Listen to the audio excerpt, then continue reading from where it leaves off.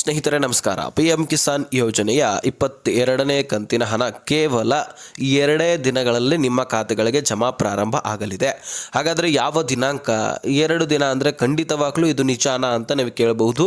ಹೌದು, ನಿಜ. ಅದು ಏನು ಎಲ್ಲವನ್ನು ಕೂಡ ಲೈವ್ ಪ್ರೂಫ್ ಆಗಿ ನಿಮಗೆ ತಿಳಿಸಿಕೊಡುವಂತಹ ಪ್ರಯತ್ನ ಮಾಡ್ತೀನಿ. ಇದರ ಜೊತೆಗೆ ಫಸಲ್ ಬಿಮಾ ಯೋಜನೆಯಲ್ಲಿ ಕೂಡ ಕೇಂದ್ರ ಸರ್ಕಾರದಿಂದ 300,000 ಕೋಟಿ ಹಣ ನಮ್ಮ ರಾಜ್ಯದ ರೈತರಿಗೆ ಬಿಡುಗಡೆ ಆಗಿದೆ. ಹಾಗಾದರೆ ಬನ್ನಿ ಸ್ನೇಹಿತರೆ, ಬೆಳೆ ಹಾನಿ ವಿಮೆಯ ಬಗ್ಗೆನೂ ಕೂಡ ಈ ಒಂದು ವಿಡಿಯೋದಲ್ಲಿ ಚರ್ಚೆ ಮಾಡೋಣ. ಜೊತೆಗೆ 4,000 ಅಥವಾ 2,000 ಜಮಾ ಆಗೋದು ಸರ್ ಅಂತ ಬಹಳಷ್ಟು ಫಲಾನುಭವಿಗಳು ಕೇಳ್ತಾನೆ ಇದ್ರಿ. ಸೊ ಅದರ ಬಗ್ಗೆನೂ ಕೂಡ ಈ ಒಂದು ವಿಡಿಯೋದಲ್ಲಿ ಚರ್ಚೆ ಮಾಡ್ತೀನಿ. ಬಹಳ ಇಂಪಾರ್ಟೆಂಟ್ ಮಾಹಿತಿ. ರಾಜ್ಯದ ಎಲ್ಲ PM ಕಿಸಾನ್ ಫಲಾನುಭವಿಗಳು ಕೂಡ ಈ ವಿಡಿಯೋನ ಆದಷ್ಟು ಕೊನೆವರೆಗೂ ವಾಚ್ ಮಾಡಿ ಮಾಹಿತಿಯನ್ನು ಅರ್ಥ ಮಾಡ್ಕೊಳ್ಳಿ. ಸ್ನೇಹಿತರೆ, ನಮ್ಮ ರಾಜ್ಯದಲ್ಲಿ ಒಟ್ಟಾರೆಯಾಗಿ 53,80,000 PM ಕಿಸಾನ್ ಫಲಾನುಭವಿಗಳು ಇದ್ದೀರಿ. ಹೌದು ಸ್ನೇಹಿತರೆ, ನಮ್ಮ ರಾಜ್ಯದಲ್ಲಿನೇ ಬರೀ 53,80,000 ಫಲಾನುಭವಿಗಳಿದ್ದೀರಿ. ಇನ್ನು ಇಡೀ ದೇಶದಾದ್ಯಂತಹ 10,000 ಕೋಟಿ ರೈತರಿದ್ದೀರಿ. ಮೇಲೆ ಹೆಚ್ಚು ಕಡಿಮೆ ಇದ್ದಾರೆ. ಟೋಟಲಿ 10,000 ಕೋಟಿಗಿಂತ ಹೆಚ್ಚಿನ ರೈತರಿದ್ದಾರೆ. ಇವರಿಗೋಸ್ಕರ ಪ್ರತಿಯೊಂದು ಕಂತಿನಲ್ಲಿ ಕೇಂದ್ರ ಸರ್ಕಾರ 20,000 ಕೋಟಿ ಹಣವನ್ನು ವೆಚ್ಚ ಮಾಡುತ್ತೆ. ಆ ದುಡ್ಡನ್ನು ನಾವು ಗೃಹಲಕ್ಷ್ಮಿ ಯೋಜನೆಗೆ ಕಂಪೇರ್ ಮಾಡಿದ್ರೆ ಎಷ್ಟು ಕಂತುಗಳನ್ನು ಪಡ್ಕೊಳ್ಬಹುದಪ್ಪ ಅಂದರೆ ಸುಮಾರು ಒಂದು ಕಂತಿಗೆ 2,500 ಕೋಟಿಯಷ್ಟು ಖರ್ಚು ವೆಚ್ಚ ಆಗುತ್ತೆ ಗೃಹಲಕ್ಷ್ಮಿಯಲ್ಲಿ ಒಂದು ಕಂತಿಗೆ. ಹಾಗಾದರೆ PM ಕಿಸಾನ್ ಯೋಜನೆಯಲ್ಲಿ ಒಂದು ಕಂತಿಗೆ 20,000 ಕೋಟಿ ಹಣ. ಹಾಗಾದರೆ ಸರಿ ಸುಮಾರು 8 ಕಂತುಗಳನ್ನು ಗೃಹಲಕ್ಷ್ಮಿಯರು ಇಲ್ಲಿ ಪಡ್ಕೊಳ್ಬಹುದು. ಸೊ ಕಂಪೇರ್ ಮಾಡೋದು ಅಗತ್ಯ ಇಲ್ಲ, ಆದರೆ ಒಂದು ಸ್ವಲ್ಪ ಮಾಹಿತಿ ಇರಲಿ ಅಂತ ತಿಳಿಸಿದೆ. ಇನ್ನು PM ಕಿಸಾನ್ ಕಡೆನೇ ಬಂದ್ಬಿಡೋಣ. ಮುಖ್ಯವಾಗಿ ಇದಕ್ಕೋಸ್ಕರನೇ ವಿಡಿಯೋ ನೋಡ್ತಾ ಇರ್ತೀರಿ. PM ಕಿಸಾನ್ 22ನೇ ಕಂತಿಗಾಗಿ ಕಳೆದ 1 ತಿಂಗಳು ಹಿಡ್ಕೊಂಡು ಕಾಯ್ತಾ ಇದ್ರಿ. ಹೌದು, ಹೋದ ವರ್ಷದ ಎಂಡ್ ನವೆಂಬರ್ ತಿಂಗಳಲ್ಲಿ 19ನೇ ತಾರೀಕು 21ನೇ ಕಂತಿನ ಹಣ ಬಿಡುಗಡೆ ಆಗಿತ್ತು. ಈಗ ಈ 22ನೇ ಕಂತಿಗಾಗಿ ಇಡೀ ದೇಶದಲ್ಲಿರ್ತಕ್ಕಂತಹ ಎಲ್ಲ ರೈತರೇ ಕಾಯ್ತಾ ಇದ್ದೀರಿ. ಅದರಲ್ಲಿ 4,000ಕ್ಕೆ ಏರಿಕೆ ಆಗಿದೆ ಅನ್ನುವಂತಹ ಮಾಹಿತಿ ಕೂಡ ಗೊತ್ತಿತ್ತು ನಿಮಗೆ. ಅದರಲ್ಲಿ ಬಜೆಟ್ನಲ್ಲಿ ಕೂಡ ಮಂಡನೆ ಮಾಡ್ತಾರಾ ಅನ್ನುವಂತಹ ಅನುಮಾನಗಳು ಕೂಡ ಶಂಕೆಗಳು ಕೂಡ ಇದ್ವು. ಈ ಬಾರಿ ಬಜೆಟ್ ಮಂಡನೆಯಲ್ಲಂತೂ ಘೋಷಣೆ ಆಗಲಿಲ್ಲ. ಆದರೆ 4,000ಕ್ಕೆ ಏರಿಕೆ ಆಗಿದೆ ಅಂತ ಬಹಳಷ್ಟು ಫಲಾನುಭವಿಗಳು ಅಂದ್ಕೊಂಡ್ಬಿಟ್ಟಿದ್ದಾರೆ. ಅದರ ಬಗ್ಗೆ ಕ್ಲಾರಿಟಿ ಕೊಡ್ತೀನಿ ಕೇಳಿ. 4,000ಕ್ಕೆ ಸ್ನೇಹಿತರೆ ಈಗಾಗಲೇ ಏರಿಕೆ ಆಗಿಲ್ಲ, ಇನ್ನು ಮುಂದೆ ಆದರೂ ಏರಿಕೆ ಆಗೋದಿಲ್ಲ. ಏರಿಕೆ ಆದರೆ ನಿಮಗೆ ಗೊತ್ತು ನಮ್ಮ ರಾಜ್ಯ ಸರ್ಕಾರದ ಪರಿಸ್ಥಿತಿ ಯಾವ ರೀತಿ ಆಗಿದೆ. ಗ್ಯಾರಂಟಿ ಯೋಜನೆಗಳನ್ನು ಜಾರಿ ತಂದು ಹಾಗೆ ಕೇಂದ್ರ ಸರ್ಕಾರದ ಪರಿಸ್ಥಿತಿ ಕೂಡ ಬರುತ್ತೆ. ಸಾಲ ಸೂಲಗಳನ್ನು ಮಾಡ್ಕೊಳ್ಬೇಕಾಗತ್ತೆ. ನಮ್ಮ ರಾಜ್ಯದಲ್ಲಿರ್ತಕ್ಕಂತಹ ಬೆಲೆಗಳು ಕೂಡ ಏರಿಕೆ ಆಗತ್ತೆ. ನಮ್ಮ ರಾಜ್ಯದಲ್ಲಿ ಈಗಾಗಲೇ ಗ್ಯಾರಂಟಿ ಯೋಜನೆಗಳಿಂದಾಗಿ ಬೆಲೆ ಏರಿಕೆ ಆಗಿ ಸಾಕಷ್ಟು ಸಾಲಗಳನ್ನು ಮಾಡಿಕೊಂಡು ಹೀಗಾಗಿ ಬೆಲೆ ಏರಿಕೆ ಮಾಡಿದ್ರೆ ಮಾತ್ರ ಸರ್ಕಾರಕ್ಕೆ ಇನ್ಕಮ್ ಹೋಗೋದು. ಇದೆಲ್ಲವೂ ಕೂಡ ನಿಮಗೆ ಗೊತ್ತಿದೆ. ಇನ್ನು ಕೇಂದ್ರ ಸರ್ಕಾರವು ಕೂಡ 20,000 ಕೋಟಿ ಪ್ರತಿಯೊಂದು ಕಂತಿನಲ್ಲಿ ವೆಚ್ಚ ಮಾಡುತ್ತೆ. ಹಾಗಾದರೆ ಒಂದೇ ಕಂತಿಗೆ 40,000 ಕೋಟಿ ಹಣ ಬಿಡುಗಡೆ ಮಾಡಬೇಕಾಗತ್ತೆ. ಹಾಗಾದರೆ ಸರ್ಕಾರ ಇಲ್ಲಿಂದ ಅಷ್ಟು ದುಡ್ಡು ತರಬೇಕು? ಈ ಎಲ್ಲ ಪ್ರಶ್ನೆಗಳು ಬರುತ್ತೆ. ಬರೀ ಒಂದು ರಾಜ್ಯಕ್ಕೆ ಅಥವಾ 2 ರಾಜ್ಯಕ್ಕೆ ಕೊಡೋದಿದ್ರೆ ಕೊಡಬಹುದಿತ್ತು, ಆದರೆ ಇಡೀ ದೇಶದಲ್ಲಿರತಕ್ಕಂತಹ ಎಲ್ಲ ಫಲಾನುಭವಿಗಳಿಗೆ ಕೊಡಬೇಕಲ್ವಾ? ಹಾಗಾಗಿ 2,000ನೇ ಜಮಾ ಆಗುವಂಥದ್ದು ಇದು ನಿಮ್ಮ ಗಮನದಲ್ಲಿರಲಿ. ಇನ್ನು ಸ್ನೇಹಿತರೆ, ಈ 4,000 ಏರಿಕೆ ಆಗಿರುವಂಥದ್ದು ನಿಜ. ಆದರೆ ನಮ್ಮ ರಾಜ್ಯದಲ್ಲಿ ಅಥವಾ ಇನ್ನಿತರ ರಾಜ್ಯಗಳಲ್ಲೆಲ್ಲ ಬಿಹಾರ ರಾಜ್ಯದಲ್ಲಿ, ಬಿಹಾರ ಒಂದನ್ನು ಬಿಟ್ಟು ಉಳಿದಿರ್ತಕ್ಕಂತಹ ಎಲ್ಲ ರಾಜ್ಯಗಳಲ್ಲಿ 2,000ನೇ ಬರುತ್ತೆ. ಹಾಗಾದರೆ ಕೇಂದ್ರ ಸರ್ಕಾರ ಮೋಸ ಮಾಡುತ್ತಾ? ಬಿಹಾರ ರಾಜ್ಯಕ್ಕೆ ಯಾಕೆ ಹೆಚ್ಚಳ ಮಾಡಿದೆ? ನಮಗೂ ಕೂಡ ಹೆಚ್ಚಳ ಮಾಡಬೇಕಲ್ವ? ನಾವು ಕೂಡ ಪ್ರಜೆಗಳೇ, ನಾವು ಕೂಡ ಓಟ್ ಹಾಕಿರ್ತೀವಿ ಅಂತ ನೀವು ಕೇಳಬಹುದು. ಸ್ನೇಹಿತರೆ, ಬಿಹಾರ ರಾಜ್ಯದಲ್ಲಿ ಕೇಂದ್ರ ಸರ್ಕಾರ ಪಿಂಚಣಿಯನ್ನು PM ಕಿಸಾನ್ ಯೋಜನೆಯ ದುಡ್ಡನ್ನು ಹೆಚ್ಚಳ ಮಾಡಿಲ್ಲ.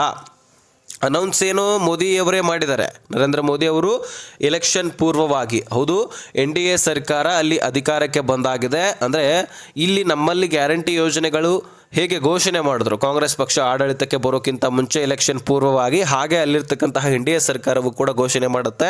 ಸೊ ನಾವು ಕೂಡ PM ಕಿಸಾನ್ ಯೋಜನೆಯ 2,000 ದುಡ್ಡು ಹೇಗೆ ಕೇಂದ್ರ ಸರ್ಕಾರ ಕೊಡ್ತಾ ಇದೆ ಅದರ ಜೊತೆಗೆ ಕೈ ಜೋಡಿಸಿ ನಾವು ಕೂಡ 2,000 ಕೊಡ್ತೀವಿ ಅಂತ ಹೇಳುತ್ತೆ.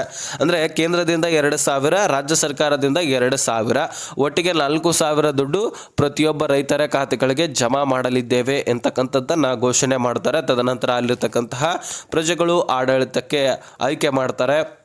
ಇಂಡಿಯಾ ಸರ್ಕಾರ ಅಧಿಕಾರಕ್ಕೆ ಬರುತ್ತೆ. ಹೀಗಾಗಿ 21ನೇ ಕಂತಿನಲ್ಲಿ ನವೆಂಬರ್ 19ನೇ ತಾರೀಕು ಈಗಾಗಲೇ ಆಲ್ರೆಡಿ 4,000 ಜಮಾ ಆಗಿದೆ ಅಲ್ಲಿ ರೈತರಿಗೆ. ಮತ್ತು 22ನೇ ಕಂತಿನಲ್ಲಿ ಕೂಡ ಈಗ ಮತ್ತೆ 4,000 ಜಮಾ ಆಗಲಿದೆ. ವಾರ್ಷಿಕವಾಗಿ 12,000 ದುಡ್ಡನ್ನು ಅಲ್ಲಿಯ ರೈತರು ಪಡ್ಕೊಳ್ತಾರೆ.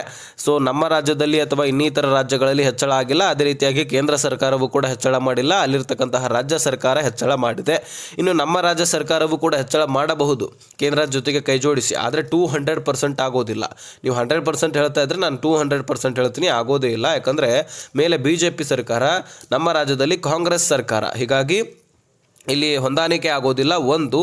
ಇನ್ನೊಂದು ಕಡೆ ಸ್ನೇಹಿತರೆ, ಸರ್ಕಾರದ ಬಳಿ ದುಡ್ಡು ಬೇಕಲ್ವಾ ಕೊಡಬೇಕಂದ್ರೆ. ಈಗಾಗಲೇ ಗೃಹಲಕ್ಷ್ಮಿಯಲ್ಲಿ, ಶಕ್ತಿ ಯೋಜನೆಯಲ್ಲಿ ಒದ್ದಾಡ್ತಾ ಇದೆ ಸರ್ಕಾರ ಎರಡನ್ನೇ ನಡೆಸಲಿಕ್ಕೆ, ಅನ್ನಭಾಗ್ಯವನ್ನು ನಡೆಸಲಿಕ್ಕೆ.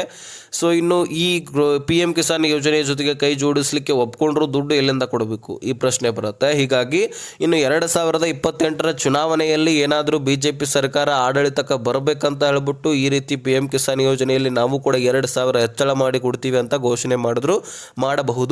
ಆದರೆ 4 ತಿಂಗಳಿಗೊಮ್ಮೆ 2,000 ಕೊಟ್ಟರೆ ಸರ್ಕಾರಕ್ಕೆ ಅಷ್ಟೊಂದು ಏನು ಲಾಸ್ ಆಗೋದಿಲ್ಲ. 53,80,000 ಫಲಾನುಭವಿಗಳಿಗೆ ಮಾತ್ರ ಕೊಡಬೇಕಾಗಿರುತ್ತೆ. ಇಲ್ಲಿ ಗೃಹಲಕ್ಷ್ಮಿಯಲ್ಲಿ 1,22,00,000 ಫಲಾನುಭವಿಗಳಿದ್ದಾರೆ. ಇಲ್ಲಿ 2,500 ಕೋಟಿ ಪ್ರತಿಯೊಂದು ಕಂತಿನಲ್ಲಿ ಖರ್ಚಾಗುತ್ತೆ. ಅದೇ ರೀತಿಯಾಗಿ ಇಲ್ಲಿ ಅರ್ಧಕ್ಕರ್ಧ ಜನರು ಕಡಿಮೆ ಆಗಿಬಿಡ್ತಾರೆ, ಅರ್ಧಕ್ಕಿಂತ ಹೆಚ್ಚೇ ಜನರು ಕಡಿಮೆ ಆಗ್ತಾರೆ. ಬಹಳ ಆದರೆ 4 ತಿಂಗಳಿಗೊಮ್ಮೆ 1,200 ಅಥವಾ 300 ಕೋಟಿ ಖರ್ಚು ಆಗಬಹುದು ನಮ್ಮ ರಾಜ್ಯದಲ್ಲಿ ಏನಾದರೂ ಸರ್ಕಾರ ದುಡ್ಡು ಕೊಡಲಿಕ್ಕೆ ಮುಂದಾದರೆ. ಹಾಗಾದರೆ ಅಷ್ಟು ದುಡ್ಡನ್ನು ಸರ್ಕಾರ ಬಿಡುಗಡೆ ಮಾಡೋದಿಲ್ಲ. ಮುಂದಿನ ದಿನಗಳಲ್ಲಿ ಏನಾದರೂ ಬದಲಾವಣೆ ಆದರೆ ನಾನು ಹೇಳ್ತೀನಿ.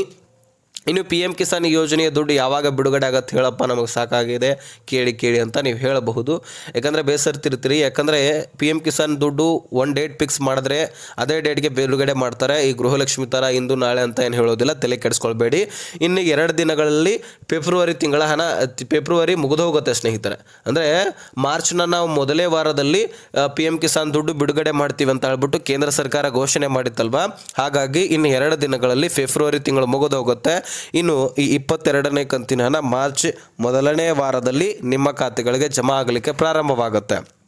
ಪ್ರಾರಂಭ ಆಗಿದ್ದು ಕೇವಲ 2ರಿಂದ 3 ದಿನಗಳಲ್ಲಿ ನಿಮ್ಮ ಖಾತೆಗಳಿಗೆ, ಎಲ್ಲರ ಖಾತೆಗಳಿಗೆ 53,80,000 ಫಲಾನುಭವಿಗಳಷ್ಟೇ ಅಲ್ಲ, 10,000 ಕೋಟಿ ರೈತರಿಗೆ ದುಡ್ಡು ಜಮಾ ಆಗಿ ಕ್ಲಿಯರ್ ಆಗುತ್ತೆ. ವರಿನೇ ಮಾಡ್ಕೊಳ್ಳುವಂತಹ ಅವಶ್ಯಕತೆ ಇಲ್ಲ.